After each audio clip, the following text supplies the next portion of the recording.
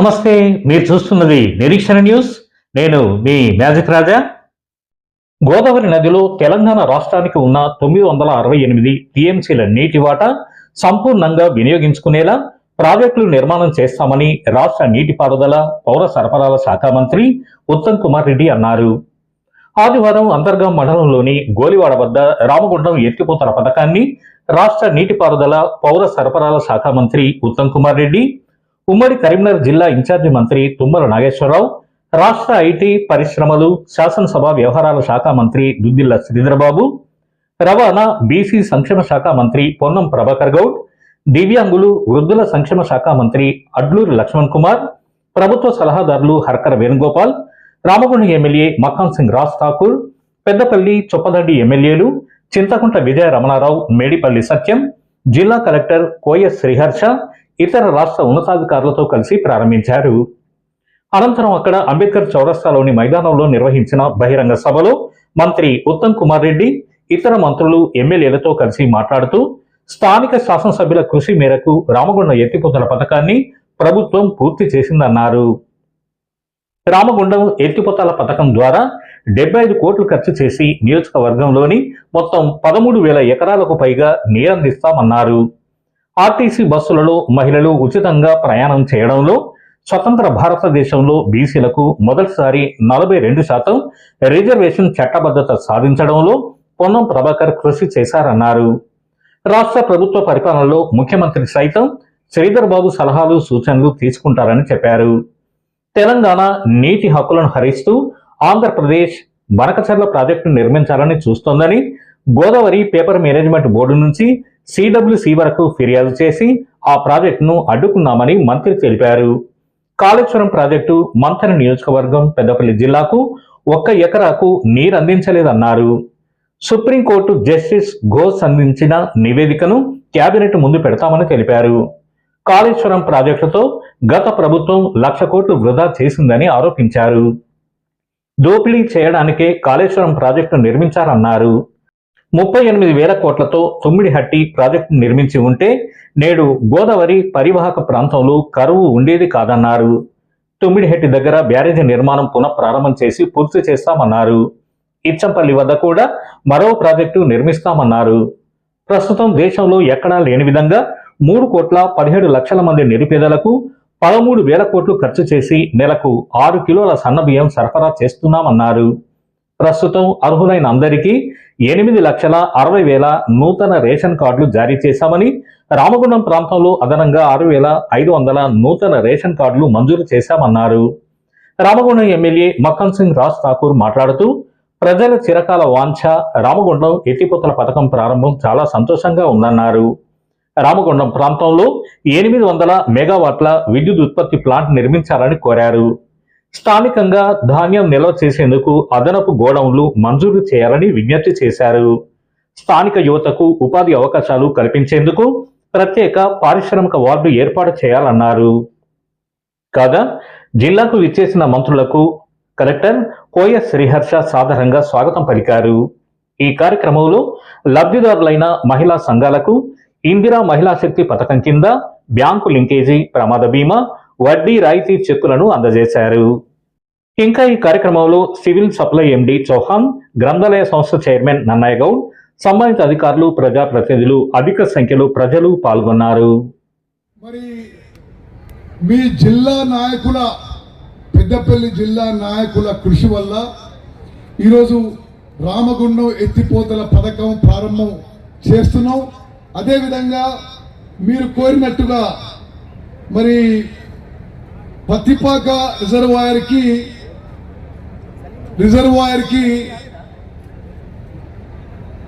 Detail project report తయారు చేయడానికి వెంటనే నిన్ననే వారి కోరిక మేరకే 1,10,00,000 మంజూరు చేయడం విషయం కూడా నేను మనవి చేస్తున్నాను.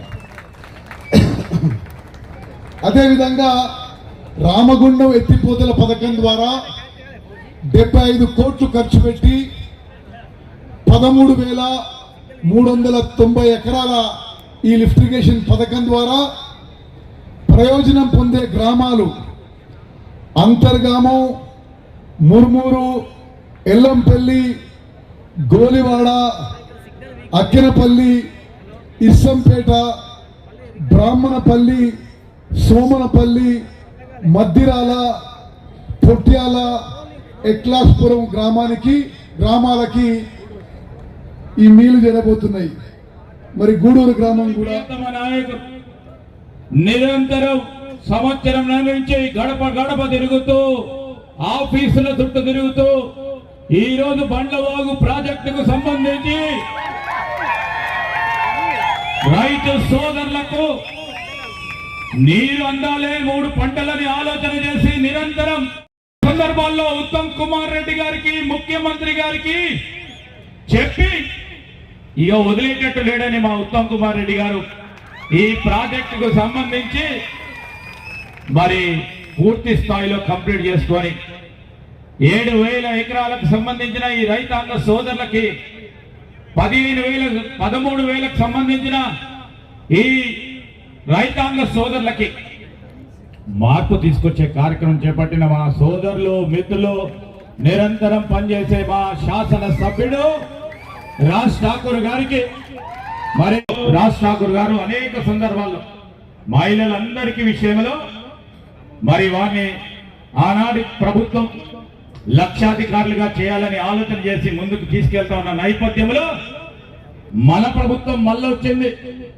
ఈ సోదరిమణిని ఏ ప్రభుత్వం అయితే లక్షాధికారి చేయాలని 10 సంవత్సరాల క్రితం ఆలోచన చేసి ముందుకు నడిచిందో గౌరవ ముఖ్యమంత్రి రేవంత్ రెడ్డి గారి నాయకత్వంలో ఈ రోజు మా ప్రభుత్వం వేదికపై ఉన్న పెద్దలు అందరు మంత్రులకు సంబంధించి ప్రతి మహిళా సోదరిమణిని రాబోయే కాలంలో కోటీశ్వరులను చేయాలని ఒక సంకల్పంతో పోతా ఉన్న సందర్భంలో మేమందరం వచ్చింది మీకు మీ అందరి ఆశీర్వాదం తీసుకోవాలి.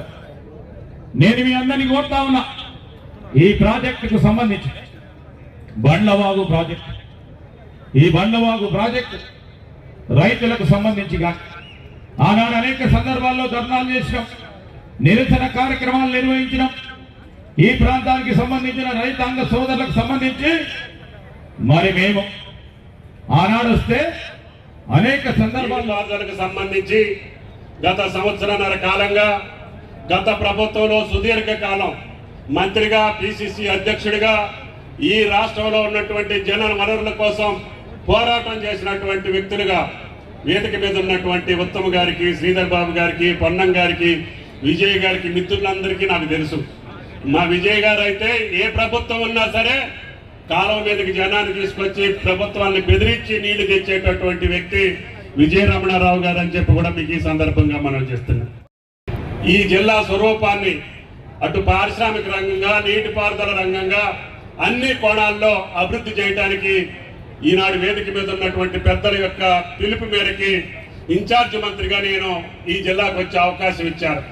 తప్పకుండా ప్రతి నెల ఈ జిల్లాకు వచ్చి అది సింగరేణి సమస్య కావచ్చు, నీటిపారుదల రంగం కావచ్చు, ప్రజా సమస్యలు కావచ్చు, ప్రతి దాని మీద ఏ జిల్లాకు ఆ జిల్లా ప్రజాప్రతినిధులతోటి, అధికారులతోటి అవసరమైతే ఆయా శాఖ మంత్రులు కూడా ఇక్కడికి పిలిపించుకొని తప్పకుండా ఒక్కొక్కటి ఠాకూర్ గారు చెప్పినవి కానీ, విజయ్ గారు చెప్పినవి కానీ, ఈనాడు మంత్రివర్గంలో ఉన్న మా యొక్క ఆలోచనలకు తగ్గట్టుగా మేము ఇచ్చినటువంటి మాటలు శ్రీధర్ బాబు గారు, పొన్నం గారు ఎన్నికల ముందు ఏ వాగ్దానాలు చేశారో, ఉత్తమ్ గారు పిసిసి అధ్యక్షుడిగా, ముఖ్యమంత్రి రేవంత్ రెడ్డి గారు పిసిసి అధ్యక్షుడిగా ఈ ప్రాంతానికి ఏ వాగ్దానాలు చేశారో వాటన్నిటిని అమలు చేయడానికి నా వంతు నేను ప్రయత్నం చేస్తానని చెప్పి గోదావరి పరివాహక ప్రాంత ప్రతి చుక్కను తెలంగాణ, ఈ ఉత్తర తెలంగాణ జిల్లాలకు వాడుకునే విధంగా కృష్ణానదికి ఏ విధమైతే ప్రణాళికలు చేస్తా ఉన్నారో గోదావరి ప్రతి చుక్క వాడుకునే విధంగా ప్రణాళికలు చేయాలని గౌరవ మంత్రులను కోరుతూ మీ అందరికీ నా హృదయపూర్వక అభినందనలు. చాలా కాలంగా ఈ ప్రాంతంలో రైతులు ఎదురు చూస్తున్న ఈ కార్యక్రమంను ప్రారంభించుకున్న సందర్భంగా రైతాంగానికి ధన్యవాదాలు తెలియజేస్తూ గోదావరి గారి బస్టాండ్ అభివృద్ధికి సంబంధించి అదేవిధంగా ఈ ప్రాంతానికి కార్మిక క్షేత్రం, విద్యార్థి నాయకుడి నుండి అనేక వందల సార్లు వచ్చిన ఈ ప్రాంతంలో రవాణా సౌకర్యపరంగా ఏ సమస్య లేకుండా నా బాధ్యతగా సోదరుడు మక్కన్ సింగ్ గారు విజ్ఞప్తి మేరకు అన్ని రకాల బస్సులు నూతనంగా అనుమతి మంజూరు చేస్తామని, రేషన్ కార్డులు కొత్త ఇవ్వడమే కాకుండా మన కుటుంబంలో ఒక సభ్యుడు కొత్తగా వస్తే ఆ సభ్యుడి పేరు కూడా నమోదు చేసుకోలేనటువంటి దురదృష్టకర పరిస్థితుల నుంచి ఈరోజు కొత్తగా రేషన్ కార్డుల్లో నూతన సభ్యులను చేర్చుకునేటువంటి కార్యక్రమంతో పాటుగా ఈరోజు మనం ఇక్కడ ఒక పండుగ లాగా జరుపుకుంటా ఉన్నాం. నిన్నటి దాకా ఆషాఢ మాస బోనాల పండుగ, ఇప్పుడు శ్రావణ మాసంలో రేషన్ కార్డుల పంపిణీ పండుగ. దానికంటే ముందు 9 రోజులు తుమ్మల నాగేశ్వరరావు గారి నాయకత్వంలో 9 రోజుల్లో 9,000 కోట్లతోటి రైతుల పంట సహకారం పండుగ జరిపినాం. దానికంటే ముందు నియోజకవర్గానికి 3,500 ఇళ్ల చొప్పున పేద ప్రజలందరికీ ఆనాడు కోట శ్రీనివాసరావు కోడిని పైన కట్టి కింద తినమని చెప్తే అందరిట్లయితే ఆకాంక్షించుకున్నారో ఆనాటి డబల్ బెడ్రూమ్ల కార్యక్రమం మిగిలిపోతే ఇవాళ రాష్ట్రంలో ప్రతి నియోజకవర్గానికి 3,500 ఇల్లు ఇచ్చే కార్యక్రమాన్ని ఒక పండుగలాగా జరుపుకుంటాం. పత్తిపాక రిజర్వాయర్ ఆ రోజు అప్పుడున్న ప్రభుత్వంలో పెద్దలందరూ కూడా అక్కడే ఇరిగేషన్ మంత్రిగా ఉన్నటువంటి అప్పుడున్న హరీష్ రావు మాజీ మంత్రి పత్తిపాక గ్రామానికి పోయి అక్కడ పడుకొని ఇక్కడ పత్తిపాక లక్ష్మణ స్వామి ప్రాజెక్టుని మొదలు పెడుతున్నాము. ధర్మారం మండలం వెలుగడూరు మండలానికి చివరాయకట్టి వారు నీళ్ళు ఇస్తాము. ఇక్కడ నుంచి పెద్దపల్లికి అదేవిధంగా మంత్రి ప్రాంతాలకు అటు ప్రాంతాలకు నీళ్లు పట్టుకోబోతామని చెప్పి మాట్లాడి అక్కడ పల్లెనిధులు చేసి అసెంబ్లీ సాక్షిగా గౌరవ ఇరిగేషన్ మంత్రులకు గౌరవ మంత్రివర్గం మనవి చేస్తున్న పెద్దలు తుమ్మల గారు కానీ ప్రభాకరణ గారి అసెంబ్లీ సాక్షిగా కేసీఆర్ గారు ప్రకటించారు.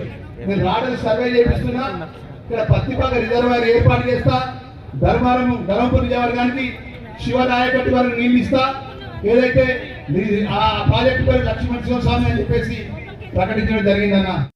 మన నిరీక్షణ న్యూస్ను వాచ్ చేయండి, లైక్ చేయండి, సబ్స్క్రైబ్ చేయండి, మీ మిత్రులకు షేర్ చేయండి.